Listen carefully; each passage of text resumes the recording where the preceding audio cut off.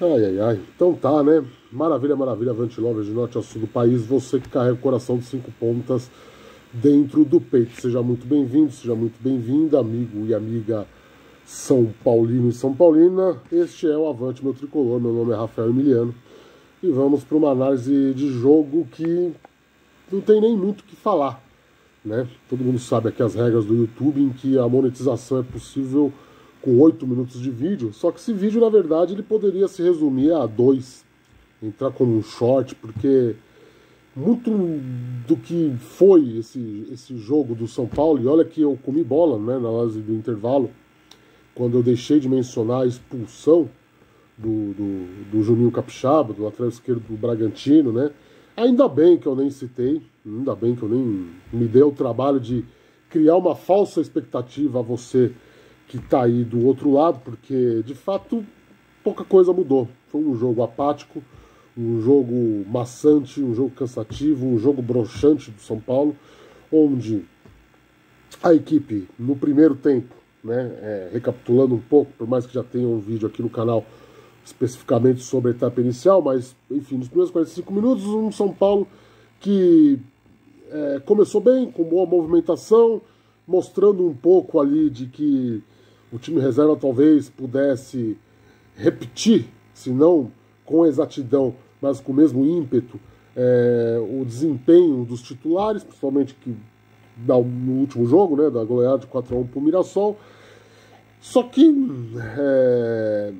existiam falhas latentes, existiam falhas gritantes, eu disse aqui, né, vou repetir, principalmente no meio-campo, né, no momento que o WhatsApp toca, então não liguem pro barulho, mas assim, principalmente no meio-campo, né, o meio-campo espaçado, o meio-campo fraco, né, o Matheus Alves ali, menino da base, como disse, né, na análise do intervalo, um pouco desentrosado, mas tentando buscar o jogo, mas sem isso efetivamente funcionar de fato, de forma prática, para a criação de jogadas, para a criação de chances de gol, de jogadas não, para a criação de chances de gol. O Ferreirinha apostando na individualidade completamente sem comprometimento técnico, né? Sem comprometimento ali com a proposta de jogo do São Paulo, o Eric sumido e enfim, já tem um vídeo aqui, né? Exatamente também da análise do gol, né? Novamente, né? O meio-campo não morde, mas a gente tem que realmente concentrar agora essa análise no que foi esse intervalo, né? Esse intervalo, não, perdão, do que foi esse segundo tempo do jogo de São Paulo, né? Cara, foi realmente assim um show de horror, né? O Zubeldia, eu tô gravando esse vídeo depois da entrevista coletiva dele e fica difícil, mesmo para quem tem opiniões como a minha, de que talvez segurar um pouco o Ryan Francisco, dar oportunidade escassas para ele quando de fato um jogo estiver definido e tal, mas fica difícil defender pelas alterações que foi feito, o Zubeldia por conta das alterações que foram feitas, por conta da proposta de jogo de São Paulo no segundo tempo, ante um adversário que a gente já alertou, né, no próprio vídeo de intervalo também, que lutando desesperado para não cair no Campeonato Paulista, o São Paulo se retrancou e o São Paulo não conseguiu como furar esse bloqueio. Foram 45 minutos de uma coisa assim pavorosa, né? Um time que trabalhou a bola, né? Aquele velho São Paulo do ano passado, que a gente veio aqui e reclamou tantas vezes, né? Que a gente veio aqui e alertou tantas vezes.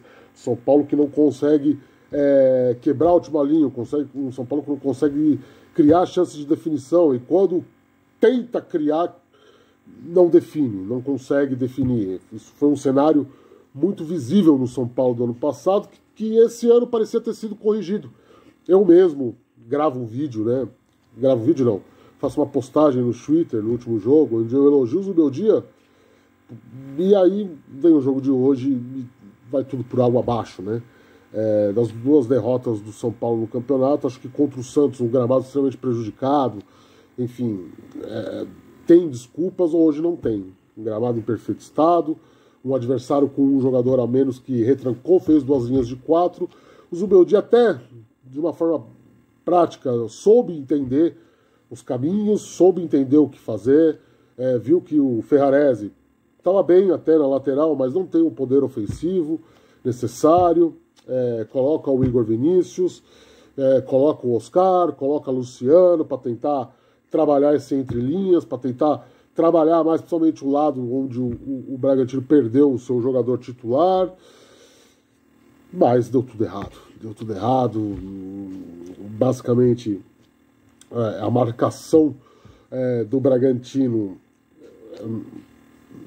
anulou por completo qualquer tentativa de criação, qualquer tentativa de trabalhar esse jogo de uma maneira, vamos dizer assim, melhor, de uma maneira mais incisiva. E o São Paulo apático foi torturante, né? Foi mais torturante do que esperançoso para o torcedor que viu esse jogo, né?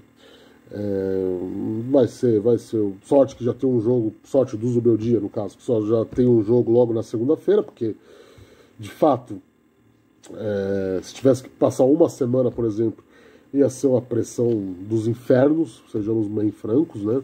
Estou aqui acompanhando as redes sociais, muita satisfação, com um certo grau de razão da torcida do São Paulo, pelo que foi apresentado hoje, pelas escolhas, mas, enfim, lamentável, né? Não deixa de ser lamentável, não deixa de ser da gente poder tratar esse resultado como um vexame, talvez. É uma palavra muito forte, você que está aí do outro lado pode dizer, mas 45 minutos com um jogador a mais martelando sem conseguir, e aí a coisa piora quando você pega as estatísticas e vê que o goleiro do Bragantino não fez uma defesa no jogo sequer. Não trabalhou. Mas que, dependendo das fontes que você usar, você vai ver lá uma ou duas chances claras de gol do São Paulo que eu particularmente nem sei onde eles arrumaram, porque escreveram um relato, anotando, fazendo as anotações para vir aqui gravar esse vídeo para vocês, escrever lá o texto no portal da Avante Meu Tricolor, que foi o jogo, eu não achei, estou sendo bem honesto, bem sincero, eu não achei, né? No segundo tempo, principalmente, São Paulo sequer arrancou suspiros do seu torcedor, né? Eu acho que um torcedor de São Paulo que foi a Bragança Paulista, ele só não dormiu porque estava com raiva, né? De perder nas circunstâncias em que perdeu, da forma como perdeu, né? Para quem perdeu. Muita coisa a ser corrigida nesse time de reserva, mas assim, acho que o debate muito claro do que a gente pode ter nesse momento é que o desmanche provocado, né, pelo grande número de saídas de jogadores, 21 dos quais, tô vendo muita gente aí dar outros números e tal, contestar até nosso número, mas assim, efetivamente no plantel profissional, jogador que trabalhou no passado com o Zubeldia de fato, você tem aí entre 16 e 17 saídas, né? E é muita coisa. E reflete, quando você tem que utilizar o time reserva, isso torna-se visível. Quando você tem que improvisar zagueiro como lateral direito, porque o outro lateral direito está liberado, mas o treinador nem o levou para o jogo. Quando você não tem um volante de marcação, porque a sua grande aposta era subir o menino da base, né? No caso o Hugo Leonardo, e o menino se machuca gravemente, provavelmente vai perder o ano inteiro, né?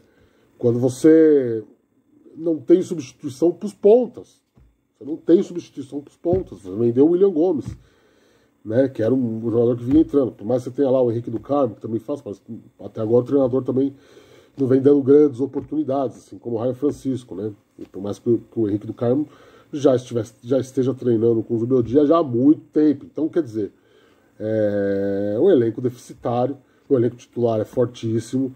Eu mesmo aqui já disse e repito, para mim, o melhor meio-campo do futebol brasileiro atualmente é o do São Paulo. Só que quando tem que fazer essas alterações, quando tem que mexer, quando tem que escalar reservas para poupar os titulares, o nível cai drasticamente. Ainda mais no gol, por exemplo, quando você tem o Jandrei, que, mais uma vez, né? O Jandrei não se ajuda, é complicado, né? A zaga até que foi bem e tal. O Alan Franco você nem pode considerar a reserva, mas o Juan mesmo foi bem. Também não tem muito o que falar, né? No segundo tempo o Bragantino desistiu do jogo, né? Se defendeu, se fechou, tá certo, não vai mais, lutando contra o rebaixamento, aproveitando essa chance de pegar um São Paulo reserva. E aqui, muito não é muito também de passar pano pro Zubeldia ou pro trabalho dele, ou do que quer que seja. Repito, hoje ele foi péssimo, hoje ele foi terrível, né? Não soube, ele fez uma leitura correta do que estava acontecendo em campo, só que não soube consertar isso, não soube traduzir isso para o time, né? Isso é problema do técnico. Então, muito do resultado, claro, vai ser do técnico. Só que também a gente tem que fazer essas ponderações, né? O Raio, como eu disse, ele vai ter que ouvir agora, né? Segunda vez seguida, que a torcida, pô, com a esperança do moleque que entra contra a Portuguesa faz gol, moleque que é um fenômeno na base, melhor jogador da Copinha. E se o time tá perdendo, você tem que colocar ele em campo, né? Para fazer pelo menos para um salvo-conduto, vamos dizer assim, para si só. O Zubeldia parece que não tem essa preocupação. Outra mentalidade, né? Um técnico estrangeiro, vem de outra escola de futebol também, tudo isso influencia.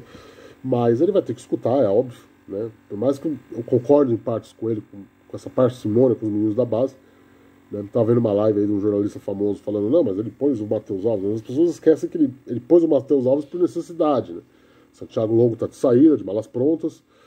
O Rodriguinho tá machucado, então ele tinha que fechar o meio campo ali, né? Fechar não, desculpa, completar o meio campo ali com as opções que ele tinha, e tinha o menino da base para colocar. Senão também não colocaria, né? Vamos ser aqui bem honestos e sinceros um com o outro. Mas assim, não é passando pano, mas para mim é uma conjunção de fatores. É um treinador que leu, repito, ele leu o que estava acontecendo em campo. As alterações indicam isso. A entrada do Igor Vinícius, a entrada do Luciano, indica isso. Indica esse tipo de trabalho, indica esse tipo né? Indicou para ele o que ele tinha que fazer, a forma como o Bragantino estava se posicionando, e ele soube ler isso, agora ele não soube executar. E aí, né, vem muito do que as condições do jogo pediam e do que das orientações que foram dadas, né? Os caras que entraram em campo têm qualidade, a gente sabe disso, mas acho que forma também, né? E aí fica o destaque também, né? Um destaque negativo no caso, né? São Paulo quase tomou gol, né? No decorrer do segundo tempo, né? Não é terra arrasada, mas a gente sabe que o momento tá complicado, o momento tá tumultuado, é muita pressão, a torcida do São Paulo tá impaciente, a torcida do São Paulo desde o ano passado vem muito impaciente com a sequência do seu time, com a sequência apresentada pelos seus jogadores. Isso está escancarado, né? Desde a eliminação para o Botafogo, na Libertadores, quando só uma vaga direta na competição continental não foi o suficiente para apaziguar os ânimos. E essas derrotas do estadual, seja para o Santos, seja agora para o Bragantino, acentuam, né, o volume de críticas sobre o Zubeldia, sobre o seu trabalho. Mas, assim, esse aqui é um vídeo de opinião, não de informação, e na minha contextualização, óbvio que, assim, existem falhas do treinador, mas eu concordo muito parte do que ele faz, do que, né, assim, então fica difícil a gente fazer uma projeção do futuro, fica difícil a gente medir a paciência, não na torcida, que já demonstrou que não tem paciência com o treinador, mas da diretoria, o quanto esse trabalho pode durar, o quanto esse trabalho pode render, justamente por conta das pressões que existem, né? E como eu disse, esses gatilhos, por exemplo, como o não uso da base, que foi meio que um mito que se tornou a verdade, né? Vão acentuar isso, vão piorar isso, né? Vai complicar ainda mais, vamos dizer assim, a tranquilidade que o Zubeldia vai ter para desempenhar o seu trabalho. E assim, né, por mais que também, fazendo ponderações, você tem um São Paulo extremamente relaxado em termos, né, no que tange a classificação aí de Campeonato Paulista para o mata-mata, e com o time titular, repito, que está encaixado, que está está jogando, um time titular que faz ter esperanças. O problema é o elenco realmente que piorou. O elenco de São Paulo é pior do que o elenco do ano passado. O elenco de 2025 é pior do que o elenco de 2024, dado o volume de saídas, a quantidade de saídas e as reposições que não aconteceram. Teoricamente foi vendido pela diretoria que isso seria feito pela base, só que aí entra nesse velho chavão, né? A base não é utilizada, o treinador é pressionado, e aí a gente vai somando esses fatores para ver se o apito da panela de pressão começa a apitar. Para não apitar, o caminho é muito simples, é só vencer. É só vencer. E agora sim, o São Paulo entra da pior maneira possível na pior semana do ano que ele vai ter até aqui em matéria de jogos, né? Joga segunda, joga quinta, joga domingo. Um clássico no domingo, 2 jogos em Brasília, com viagem, né? O São Paulo vai treinar lá, então, felizmente até o São Paulo treina, vai passar um tempinho fora, que aí pode, quem sabe, respirar tranquilo. Mas fica a lição, fica muita coisa a melhorar, muita coisa a aperfeiçoar desse jogo, desse sábado, porque realmente o segundo tempo está no rol daquelas coisas vexaminosas mesmo, daquelas coisas que vão passar anos e vai ter gente que vai se lembrar que o São Paulo, com um jogador a menos, não conseguiu ganhar do Bragantino, mantendo a posse de bola em mais de 80% e sequer exigindo do goleiro adversário defesas. Vamos ver, é complicado, né? Já sabe, curte, se inscreve aí no canal, tá? Compartilhe com toda a sua coletividade São Paulina. Ative o sininho, é importante. Ajude a gente a ser mais propagada nessa plataforma tão concorrida e disputada quanto o YouTube. Faz o Pix, ajuda a gente, né? Vire membro do canal, 7,99. A gente volta a qualquer momento com mais informações. Desculpa pela análise meio tosca até, mas é porque realmente, quando você não tem o que analisar, fica difícil você fazer qualquer tipo de avaliação, né? Numa prova de escola, aí seria uma nota 2, né?